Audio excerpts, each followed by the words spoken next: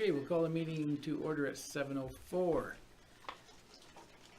Adoption of agenda as presented. Anybody? Councillor Schlossberger? All in favor of the agenda as presented? Carried. Minutes from the regular meeting for February 26th. Any questions, errors, omissions? Anything, guys? Nothing, it's good. Motion? Please? Move to accept. All in favor of accepting the minutes as presented? Councillor Schlossberg? Oh, sorry. Okay, carried. And now we have a visitor, Darren from Avail LLP, our accountant, doing an overview of the audit.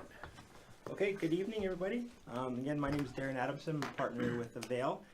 And I know council's already had a chance to look through the statements a week or so ago, and I think Blair went through them in pretty good detail. So I'm just going to stick to the highlights tonight. I know you've already seen the numbers, so it's just kind of a reminder and a refresher a little bit.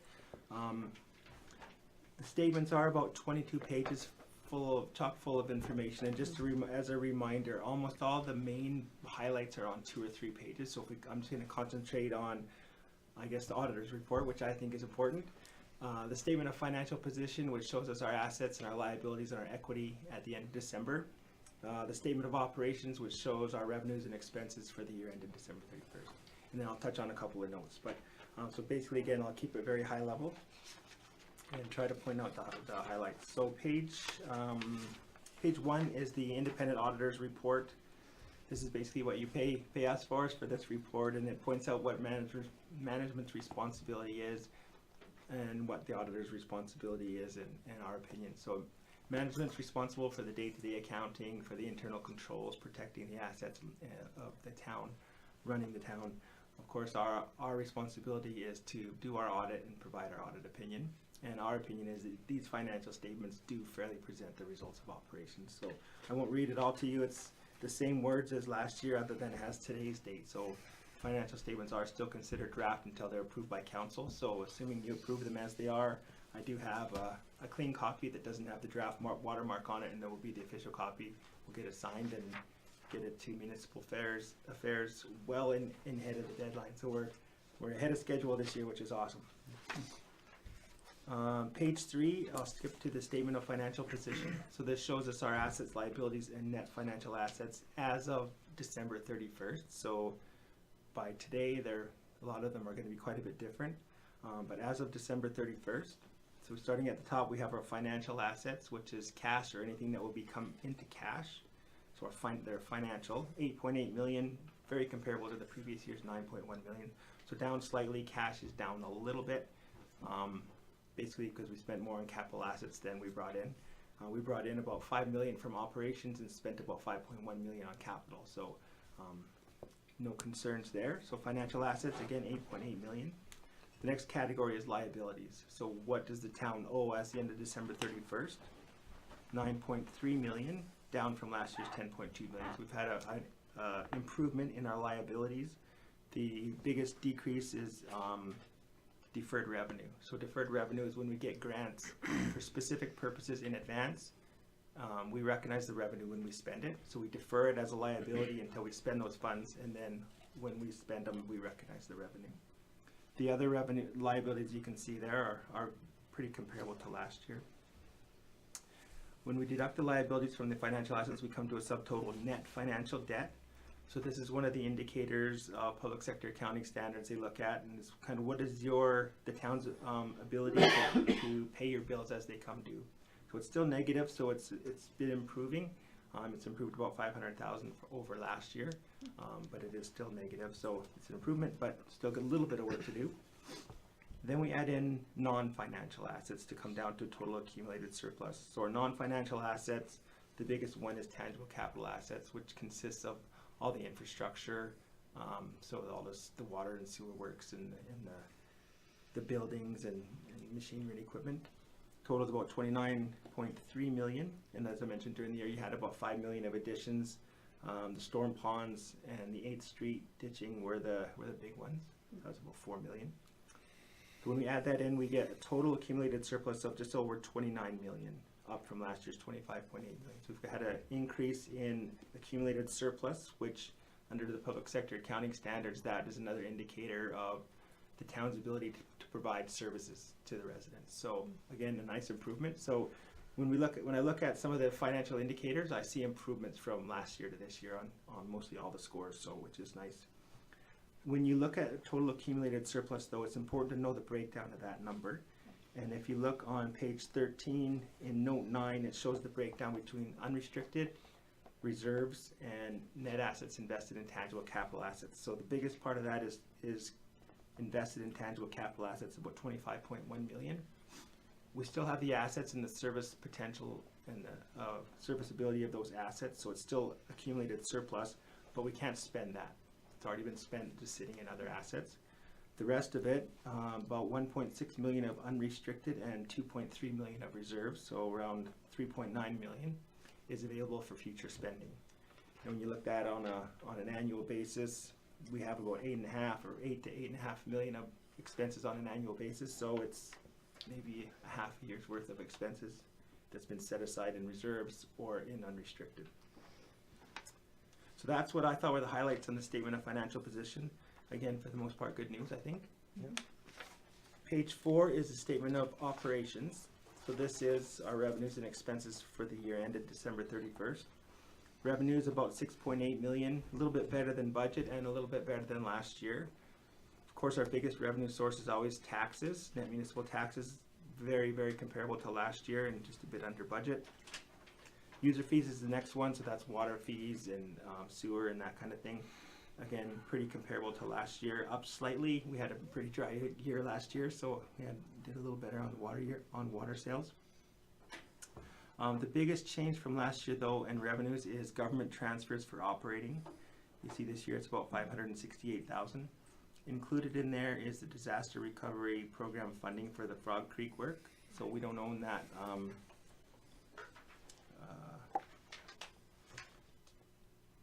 It's just the repair, so we don't own that area, but we had to do the repairs. So down under storm sewers and drainage expenses is where those expenses are. So the revenue and expense offset each other, but it does show as a higher amount for revenues and expenses. So again, that's the highlights, I think, for the revenues.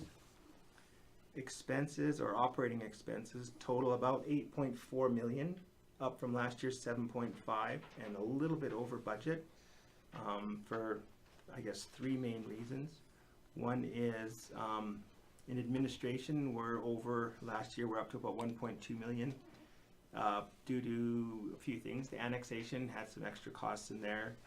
We had some other staffings. We had a director of corporate services for the whole year, whereas he was only here for part of the year last year.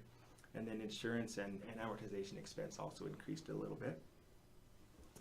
Road, streets, and walks is up a little bit from last year. More snow removal costs this year, as we all know. And then storm sewers and drainage, that's where the Frog Creek repairs were included. So that's higher than last year and higher than budget. So again, when I look at the rest of the categories, it all is pretty comparable to last year. And there's, of course, I can give you some details on each line if you wanted, but I think that's more detail than you want for today. The subtotal then, deficiency of revenue over expenses before other. So we have a deficiency of about 1.6 million. It's better than was budgeted of 1.8. And that includes the amortization expense. So the amortization was about 2.2 million. So if we added back amortization, we would be in a positive. The amortization is, and the funding for capital assets, is not matched anymore. It used to be years ago we'd match the revenue and expense, but now when you look down under, if we keep going down the schedule, we see other revenue, government transfers for capital. We have almost a $5 million government grants that help us fund our capital asset additions this year. Under the standards, that gets recognized as revenue this year, giving us a total surplus of about 3.2 million. But the expense for those assets gets amortized over their expected useful life. So this year we've expensed about 2.1 million of previous capital asset additions. It shows up as an expense.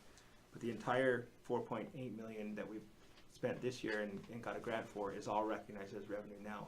So we have a mismatch of when we recognize the revenue compared to when we recognize the expense. So any years that we have significant capital projects and we get government grants, we're gonna have a big surplus, just like we see this year and like we saw last year. So again, bottom line, surplus of about 3.2 million. The other, I guess, highlights that I would point out is just in a couple of the notes. Note 14 is on page 15, and that shows us our expenses by object. So they're the same expenses, just shown a little bit differently. And so you can see the breakdown there, and the changes from last year largely are in salaries and wages. Again, we had a bit of a cost of living increase in the QB contract, and we also had difference in positions. The materials, goods, and supplies is higher than last year because that's where the Frog Creek expenses are shown. So I think that's the highlights there. Two other notes that I would just point out are note 16, which is the debt limit calculation. So under the regulations, the Municipal Government Act says how much you're allowed to have as total debt, which if you do the calculation, it's about 10.2 million. We actually have about 4.2 million, so we have unused debt capacity of about 5.9 million. So that's good, and that's improving. That score is improving over last year. So I know that there's some projects coming up, and there is some room for additional debt capacity there. So, and then the last one I wanted to point out was just note 20. So when we look at the financial statements and the statement of operations, we budget for a surplus of almost 3.5 million, mostly because we're budgeting for the capital revenues. When we do the tax bylaw, of course, we have to budget for a break even or a zero net excess of revenue over expenses. And here we can see the differences. So we can see what do we budget for financial statements, that's revenues and expenses in accordance with the accounting standards, and how do we get back to the balanced budget for tax purposes. And so these are the differences. They're both treated properly, but they're not supposed to be treated consistently. So this shows you the differences in the way the two are treated. So that is, again, very, very high level, and I skipped over a lot, but I know you went through it in a lot more detail last week. So yeah, that's what I thought were the highlights, but if anyone has any questions or comments, I'd be happy to try to answer. We're set good. Everything, you and Blair went over everything pretty good last meeting. Okay, good, thank you. So the rest of the statements, I'm not saying to ignore it, but it does, most of it just provides additional information from some of the numbers I've already had a look at, so. Okay.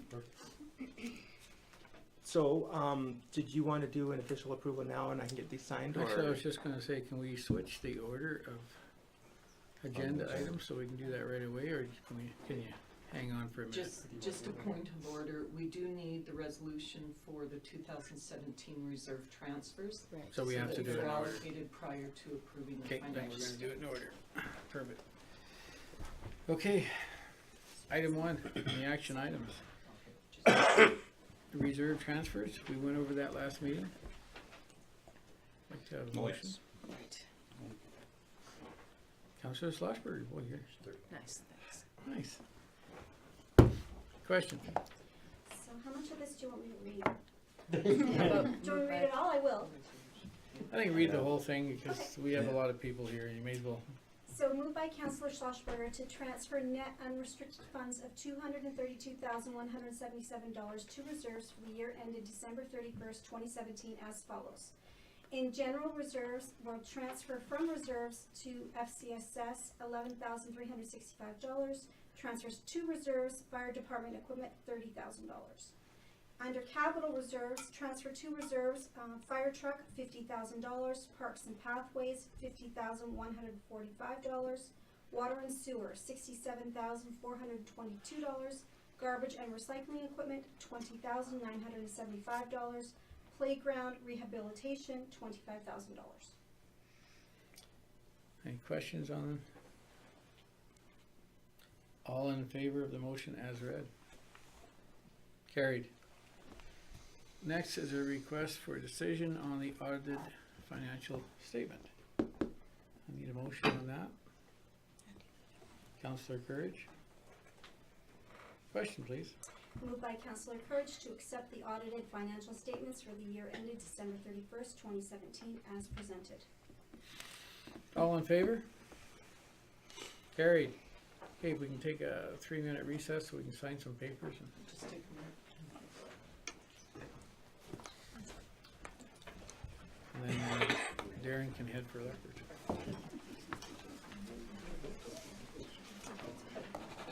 Take it easy on me. Who else? Yeah.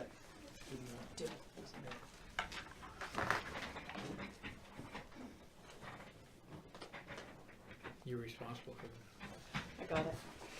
Okay, thank you very much. And I just forgot to mention earlier, I just want to thank Blair in particular, and Marion, and Karine, and everyone else in the office. They're great to work with, and makes it a great office for our team to come out here. So Well, Great. thank you. Thank you very much. Thanks, Thanks, sir. sir. Thank you. Onward.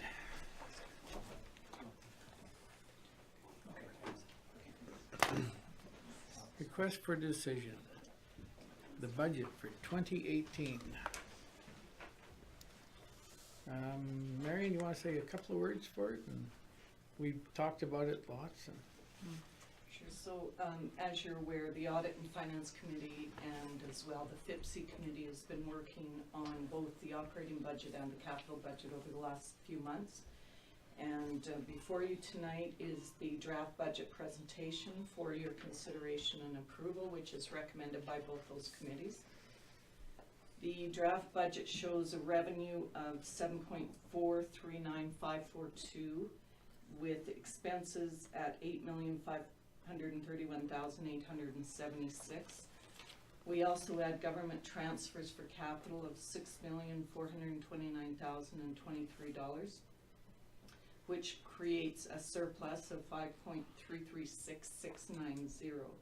Adjustments from that, though, are the amortization expenses of $2,122,723, as well as adjustments for cash items that are not revenues and expenses, but are sources or uses of funds.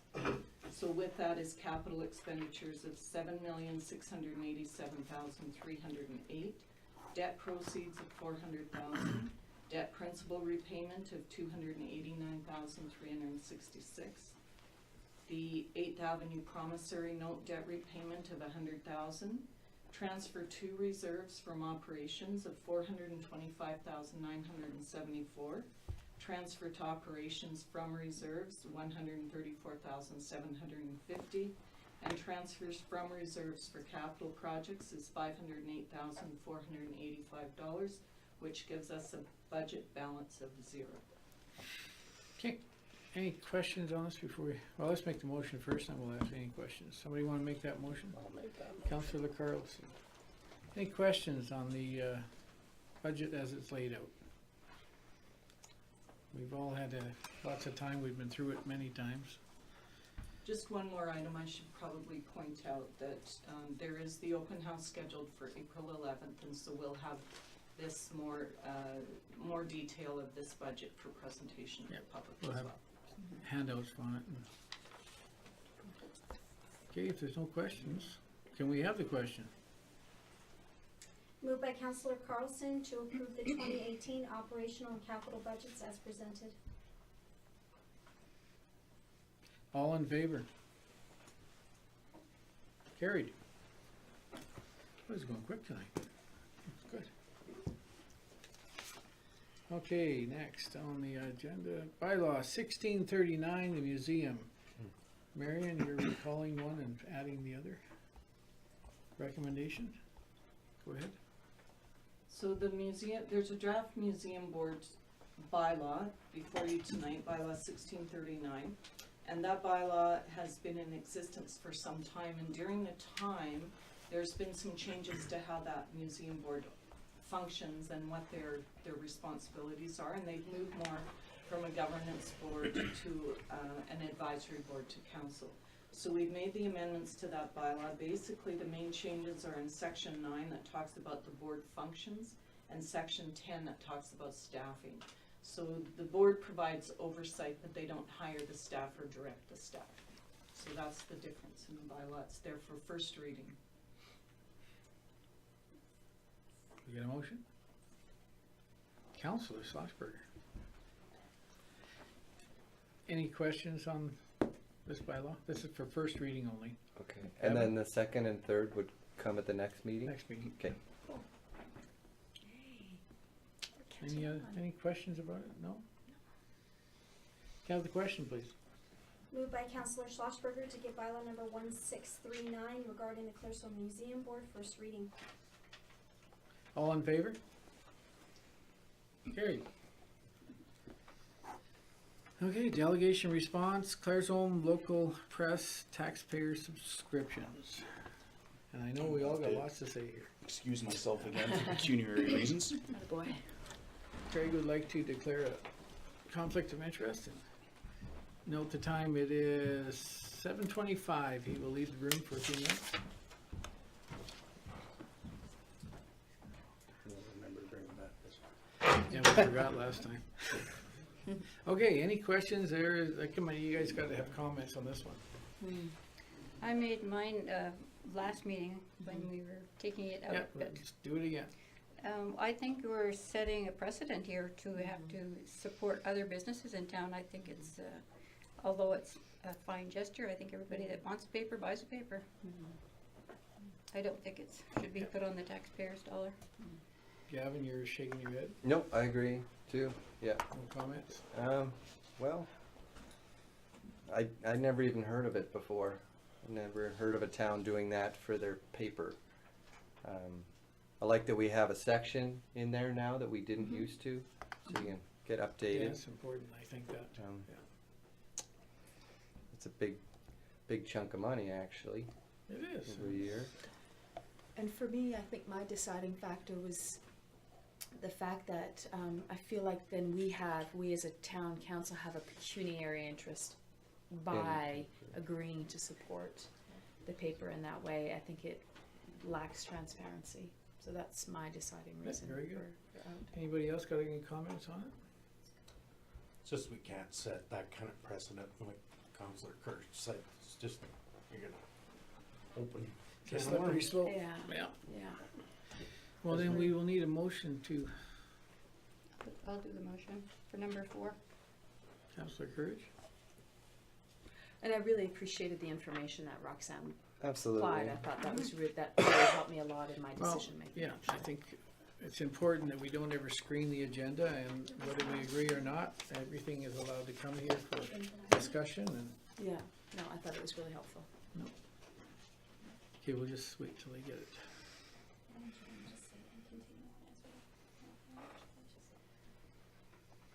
Are you ready? So I have moved by Councillor Kirsch to deny the request from Roxanne Thompson regarding subscriptions to the Claresholm local press for taxpayers. Okay with that? All in favor of that motion?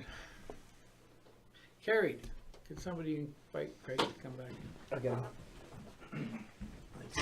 Remember this time. It's nice. Come on back.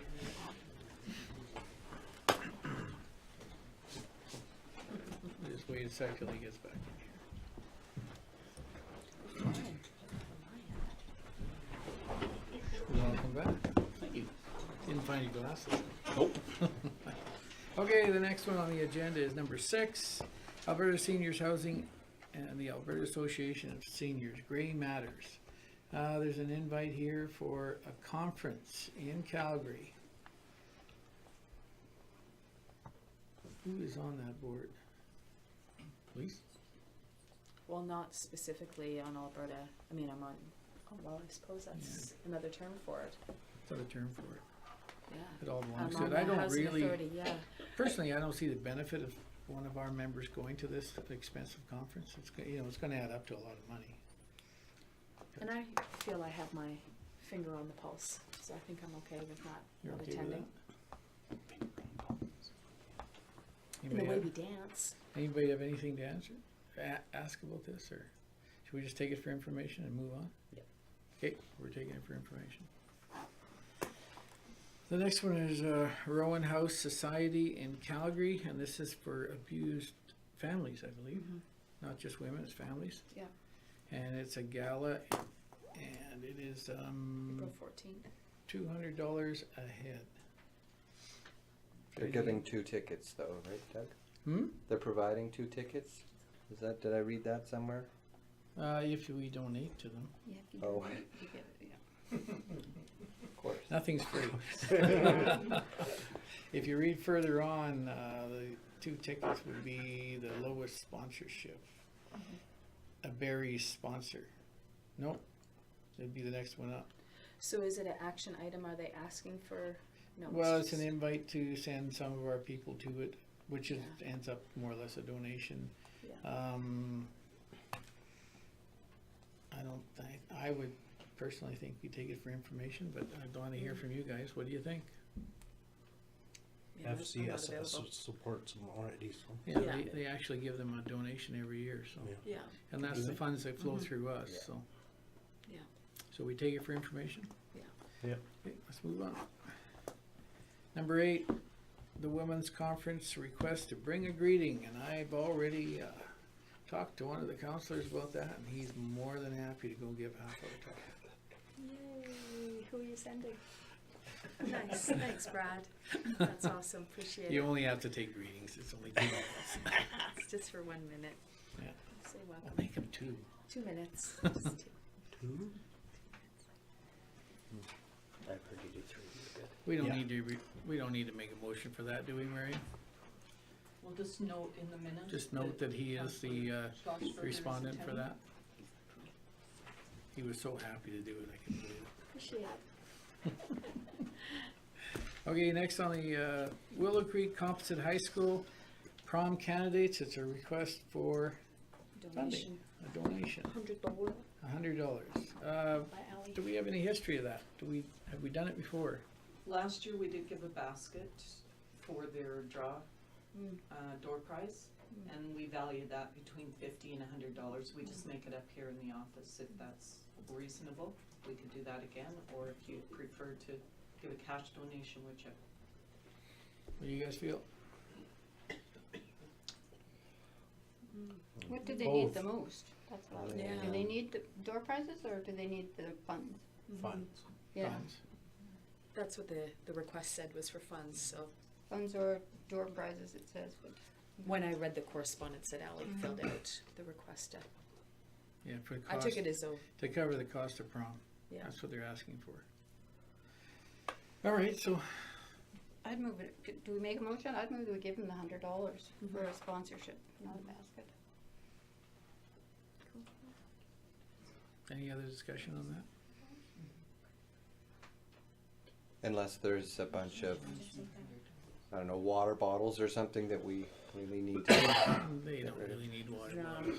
I mean, you know, in the basket, water bottles, No, pens. I think they're looking for cash Yeah. to help offset the cost of this. Okay, question please. Moved by Councillor Courage to support the WCCHS 2018 prom candidates with a donation of $100 for their, I didn't put this in there, but it's for their fashion show. Prom.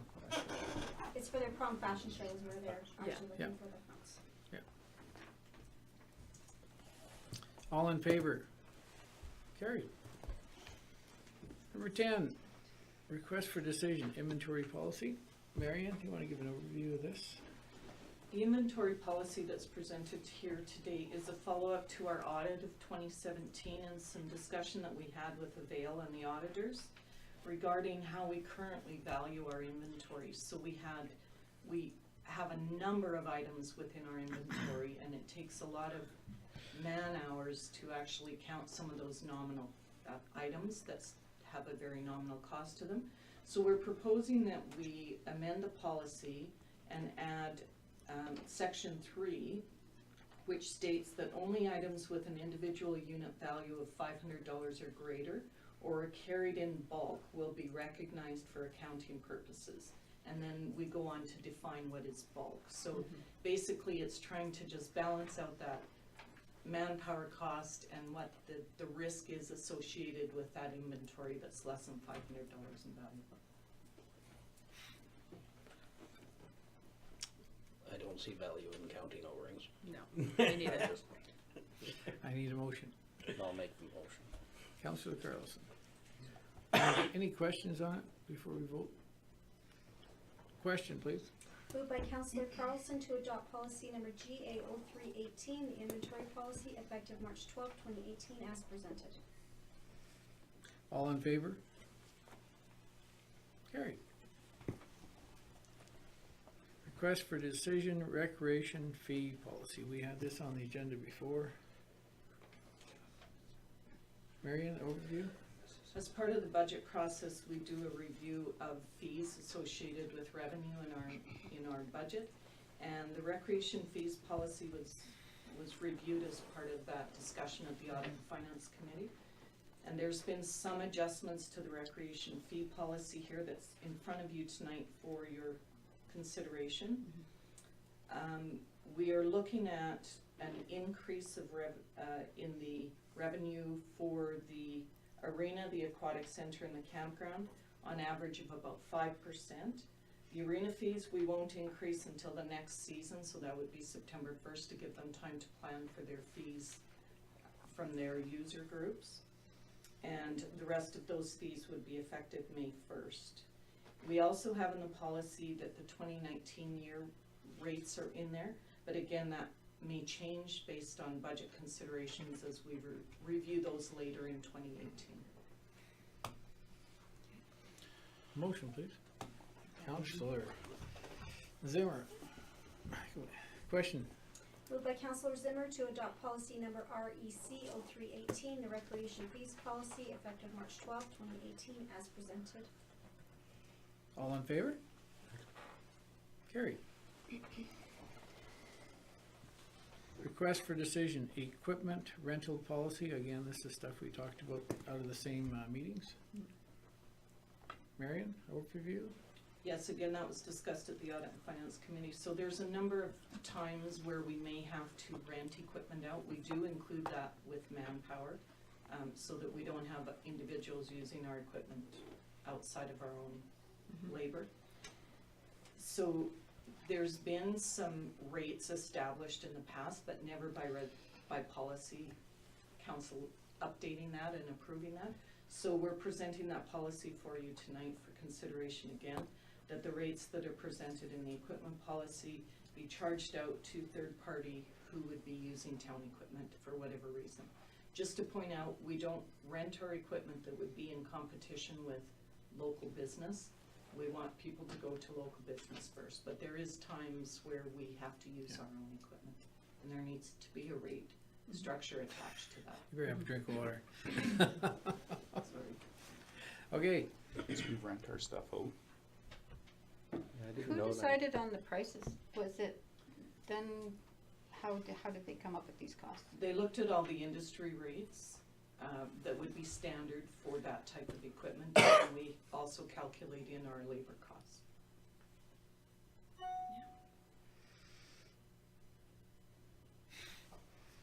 need a motion. A motion to accept. Councillor Schultz. Question, please. Moved by Councillor Schultz to adopt policy number GA0318A, the equipment rental policy, effective March 12, 2018, as presented. Any questions on this? All in favor? Carried. Man, we're just flying. Those are good prices. Impressed. Yeah, they're good. That's what I was Yeah, wondering, reasonable, they're really right? They're- good. Yeah. But there is, Reasonable. this is, if you look at the double star ones, that doesn't include the man that's Right. gonna be operating it on top of that. And if you add that on, that brings it right up to market value. Yeah. It does look cheap. I thought the same thing until I read the fine print. Yeah. Okay, the next item. 13, decision for request, the Tamarack lots, we have now got appraised values on the lots. And, I read that over, I thought it looked good. we need a motion, then we can discuss it. I'll make a Councillor motion Zimmer, to accept it as presented. presented. Discussion, there must be some discussion on this. Well, how are you, oh, sorry. Go ahead. How are you deciding where all these subdividing lines are here? Are you putting any alleyways or anything in there? How are our trucks gonna get through and the garbage get picked up Most and? new subdivisions don't have alleys to utilize more space. It's like all of Westland, there's no alleys over there. So everything's gonna be in the front? Yep. Yeah? Same as most new areas. And the lines, the subdivisions, that subdivision has been set. Those lines have been set for years. It was just that we couldn't build there because the relocation of the line for the old dump. When it was appealed and it got moved back, it made those lots available again. And then most of them, as it reads, are serviced, except for the multifamily ones, and they would be subject to, if somebody was buying, they'd be subject to negotiation on services and stuff. So they would pay for the services or the town? Usually they would pay for the services. To Because the, these lots are appraised the way they're sitting, as is. and number 4 is there.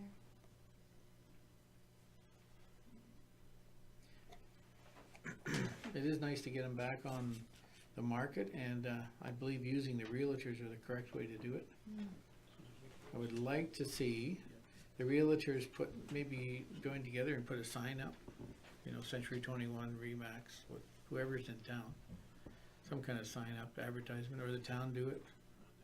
But for now, Get them up. we'll get them on the market, so. Any So other you're questions? going to have each realtor put a sign on all of the lots, is that so they I know think we everybody should can put have one them? because we're offering a 2.5% commission to Right.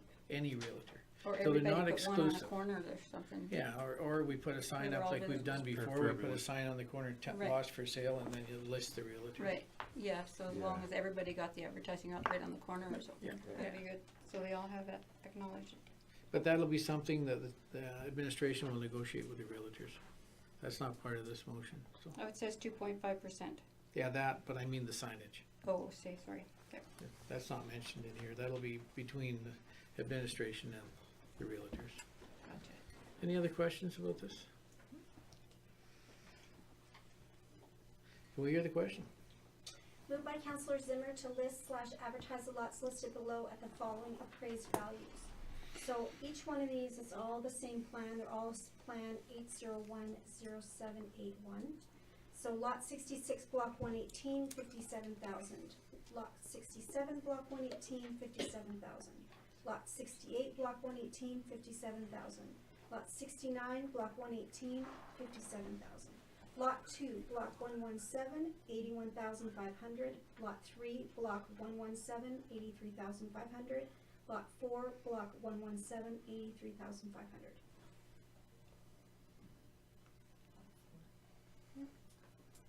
That last one was The last 96. one Oh, the was- last one is 90, sorry, so Yeah. lot 4, block 117 is 96,500, 500. sorry.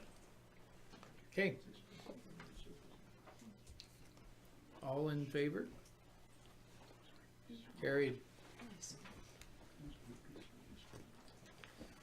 Information about cannabis. Marion, do you wanna say anything about this? Well, administratively, we've been tracking the changes to legislation regarding the cannabis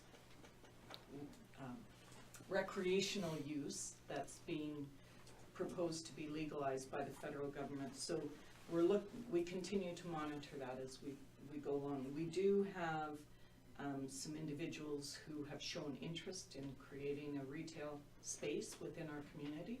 At this time, we're not taking applications for that because the actual legislation has not been passed federally. One of the things that was discussed at the RMRF seminar that I attended a couple of weeks ago was around how those regulations may roll out from the province as well as the federal government, and what authority you as a municipality will have in setting some land use regulations around that. And so we just wanted to bring council up to speed. We also had a letter here from Alberta Health Services with recommendations for municipalities to consider. So as we move forward, we will be discussing this at the Municipal Planning Commission level and looking for some feedback from council as to what kind of regulations you want to put in the land use bylaw as far as regulation of these recreational sales cannabis facilities. We will continue to work with Old Man River, who is working with their member municipalities as well on that front. One of the things that will be required at the provincial level before they can get their license is for them to have a license from the municipality. The license from the municipality will probably say it's conditional on the provincial licensing as Back and well. forth, So back and forth. there's a number of things logistically that are still gonna have to be considered, but we just wanted you to be aware that we are keeping our ear to the ground on this, and it will be discussed further at the Municipal Planning Commission level, so. Okay, we'll take that for information. Information on the council resolutions.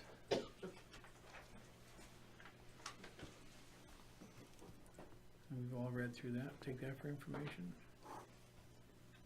And the adoption of information items, that's a big list down at the bottom. Any questions on any of that?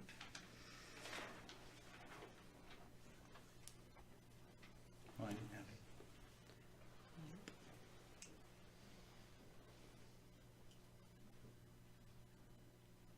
Get a motion to adopt the information items then, please. Councillor Courage? Any questions on any of it? All in favor of adopting the information items? Carried. And we are going to take a break. 5-minute break, and then we'll go in camera. Can you turn the camera off, please? You wanna make a motion to go in camera first? That's up to you as the chair, if you wanna take a break first, and then you'd have to have a motion to go in camera. Let's do it. Okay, motion to go in camera. I'll make the motion, we go in Councillor camera. Moore, all in favor of going in camera? Carried? Can we turn the camera off, please? Okay, if somebody could make a motion to I'll come vote to out of come in camera. Councillor Courage, all in favor of coming out of in camera? Okay. Carried. Adjourn. Motion to adjourn. I guess Councillor Carlson got it. Are you doing that for Emmett? You were, weren't you? Nope, I'm just going on record that 90%. Wave to the camera quick. Hi, Mom. 90% of the meetings I'm going to have the adjournment. Okay, we're done. To turn the camera off, please.